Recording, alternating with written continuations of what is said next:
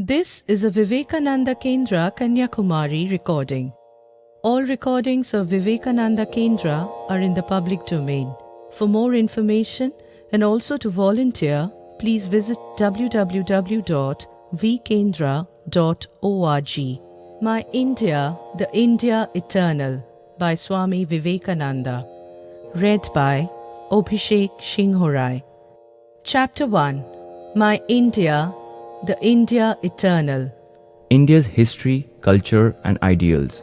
If there is any land on this earth that can lay claim to be the blessed Punya Bhumi, the land where humanity has attained its highest towards gentleness, towards generosity, towards purity, towards calmness, above all, the land of introspection and of spirituality, it is India. Political greatness or military power is never the mission of our race. It never was, and it never will be. But we find that the Indian race never stood for wealth. Although they acquired immense wealth, perhaps more than any other nation ever acquired, yet the nation did not stand for wealth. It was a powerful race for ages, yet we find that nation never stood for power, never went out of the country to conquer. Quite contained within their own boundaries, they never fought anybody. The Indian nation never stood for imperial glory. Wealth and power then were not the ideals of the race. A glorious destiny. My brethren, back as the days of the Upanishads, we have thrown the challenge to the world. Na prajaya, na dhanena, त्यागे नैके Amrit Tattva Manushu, Amrit Tattva Manushu. Not by progeny, not by wealth, but by renunciation alone, immortality is reached. Race after race has taken the challenge up and tried their utmost to solve the world riddle on the plane of desires. They have all failed in the past. The old ones have become extinct under the weight of wickedness and misery, which lust for power and gold brings in its train, and the new ones are tottering to their fall. The question has yet to be decided whether peace will survive or war, whether patience will survive or non-forbearance, whether goodness will survive or wickedness, whether muscle will survive or brain, whether worldliness will survive or spirituality. We have solved our problem ages ago and held on to it through good or evil fortune, and mean to hold on to it till the end of time. Our solution is unworldliness, renunciation. This is the theme of Indian life work, the burden of our eternal songs, the backbone of our existence, the foundation of our being, the raison d'etre of her very existence, the spiritualization of the human race. In this her life course, she has never deviated. Whether the Tatar ruled or the Turk, whether the Mughal ruled or the English.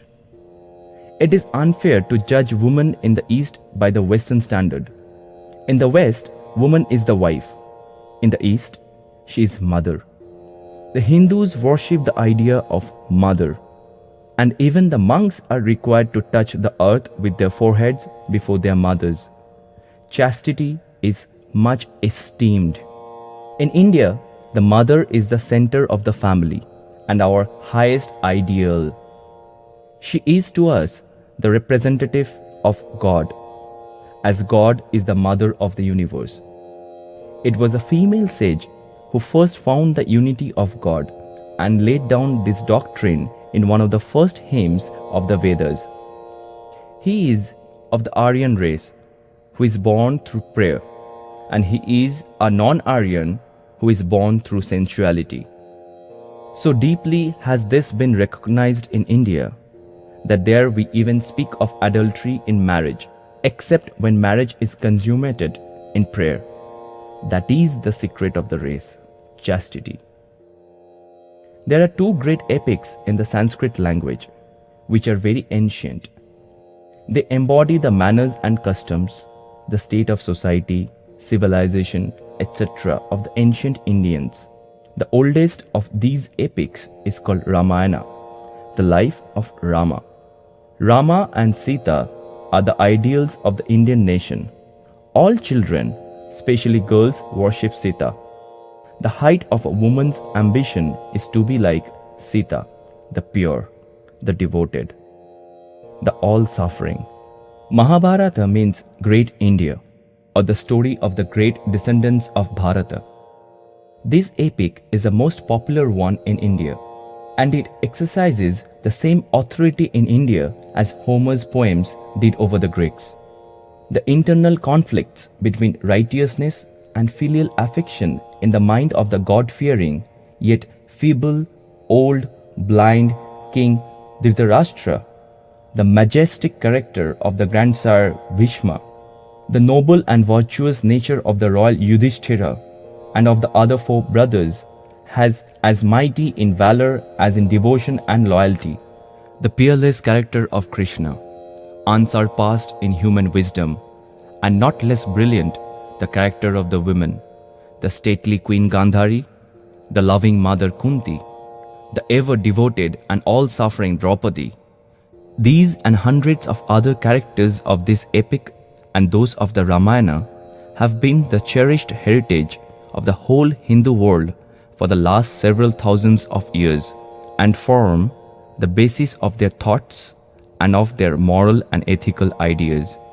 In fact, the Ramayana and the Mahabharata are the two encyclopedias of the ancient Aryan life and wisdom, portraying an ideal civilization which humanity has yet to aspire after. When you study these characters, you can at once find out how different is the ideal in India from that of the West. The West says, do, show your power by doing. India says, show your power by suffering.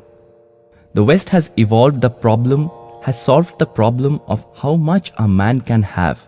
India has solved the problem of how little a man can have. India's contribution to the world, the debt which the world owes to our motherland, is immense. As I look back upon the history of my country, I do not find in the whole world another country which has done quite so much for the improvement of the human mind. Therefore, I have no words of condemnation for my nation. I tell them, you have done well. Only try to do better. We Hindus stand ready to be convinced that yours is the earlier religion, although we had ours some 300 years before yours was even thought of. The same holds good with respect to sciences. India has given to antiquity the earliest scientific physicians, and according to Sir William Hunter, she has even contributed to modern medical science by the discovery of various chemicals and by teaching you how to reform misshapen ears and noses. Even more, it has done in mathematics for algebra, geometry, astronomy, and the triumph of modern science, mixed mathematics, were all invented in India. Just so much as the 10 numerals, the very cornerstone of all present civilization, were discovered in India and are in reality Sanskrit words. In philosophy, we are even now head and shoulders above any other nation, as Schopenhauer, the great German philosopher, has confessed. In music, India gave to the world her system of notation, with the 7 cardinal notes and the diatonic scale. In philology, our Sanskrit language is now universally acknowledged to be the foundation of all European languages. In literature, our epics and poems and dramas rank as high as those of any language. Our Shakuntala was summarized by Germany's greatest poet as heaven and earth united. India has given to the world the fables of Aesop, which were copied by Aesop from an old Sanskrit book. It has given the Arabian Nights, yes, even the story of Cinderella and the beanstalks. In manufacture, India was the first to make cotton and purple dye. It was proficient in all works of jewelry. And the very word sugar, as well as the article itself, is the product of India. Lastly, she has invented the game of chess and cards and the dice. So great, in fact, was the superiority of India in every respect that it drew to her borders the hungry cohorts of Europe, and thereby indirectly brought about the discovery of America. And I challenge anybody to show one single period of her national life when India was lacking in spiritual giants, capable of moving the world. But her work is spiritual, and that cannot be done with blasts of war trumpets. And that cannot be done with blasts of war trumpets or the march of cohorts.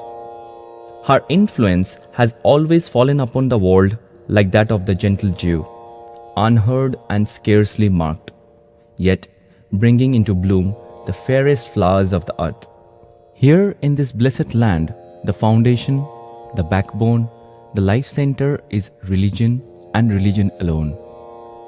Let others talk of politics, of the glory of acquisition of immense wealth poured in by trade, of the power and spread of commercialism, of the glorious fountain of physical liberty. But these, the Hindu mind does not understand and does not want to understand. Touch him on spirituality, on religion, on God, on the soul, on the infinite, on spiritual freedom, and I assure you, the lowest peasant in India is better informed on these subjects than many a so-called philosopher in other lands. We have yet something to teach to the world. This is the very reason, the raison d'être, that is, the nation has lived on. In spite of hundreds of years of persecution, in spite of nearly 1,000 years of foreign rule and foreign oppression, this nation still lives. The raison d'être is, it still holds to God, to the treasure house of religion and spirituality. I have seen a little of the world, traveling among the races of the East and the West, and everywhere I find among nations one great ideal which forms the backbone, so to speak, of that race. With some, it is politics. With others, it is social culture. Others, again, may have intellectual culture and so on for their national background. But this, our motherland, has religion and religion alone for its basis, for its backbone, for the bedrock upon which the whole building of its life has been based. See Rome. Rome's mission was imperial power, expansion. And so soon as that was touched, Rome fell to pieces, passed out. The mission of Greece was intellect. As soon as that was touched, why? Greece passed out. So in modern times, Spain and all these modern countries, each nation has a mission for the world. So long as that mission is not hurt, the nation lives, despite every difficulty. But as soon as its mission is destroyed, the nation collapses. Now, that vitality of India has not been touched yet. They have not given up that, and it is still strong, in spite of all their superstitions. Hideous superstitions are there, most revolting some of them. Never mind, the national life current is still there, the mission of the race. God and God alone. She clings unto that like grim death. Still, there is hope there. The Hindu man drinks religiously, sleeps religiously, walks religiously, marries religiously, walks religiously, marries religiously, robs religiously. That shows that the vitality of the race, the mission of the race, is religion. And because that has not been touched, therefore that race lives. Every other problem in life must be subordinated to that one principal theme, that is religion. That is also the law of harmony in music.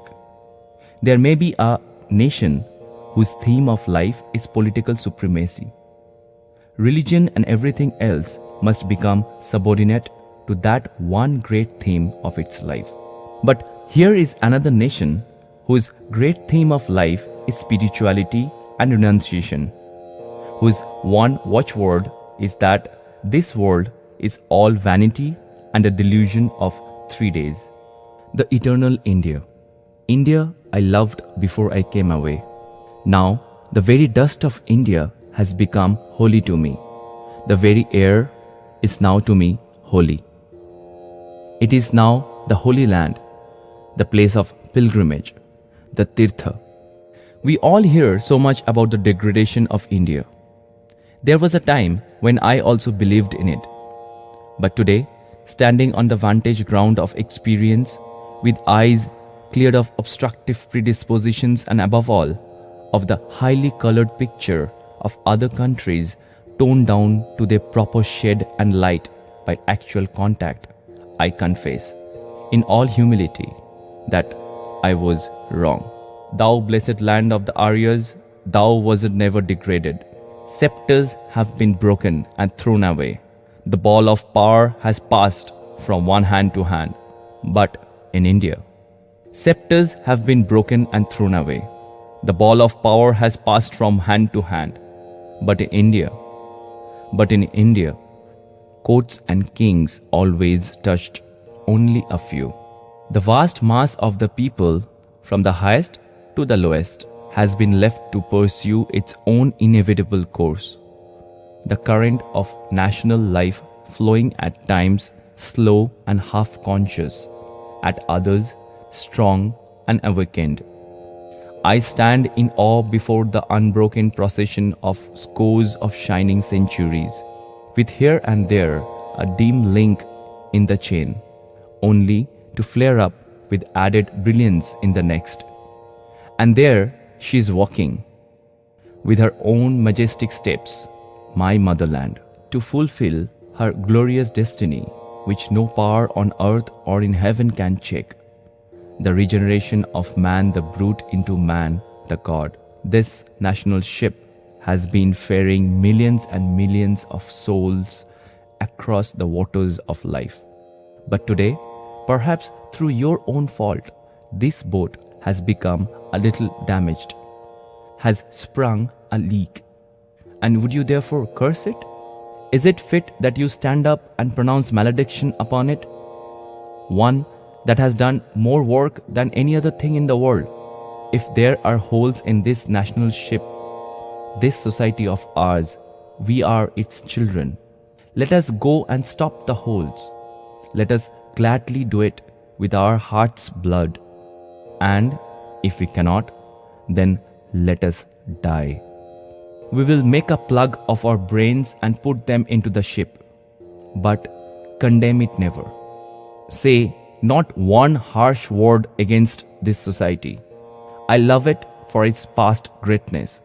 I love you all because you are the children of God, and because you are the children of the glorious forefathers. How then can I curse you? Never. All blessings be upon you. I have come to you, my children, to tell you all my plans. If you hear them, I am ready to work with you. But if you will not listen to them, and even kick me out of India, I will come back and tell you that we are all sinking.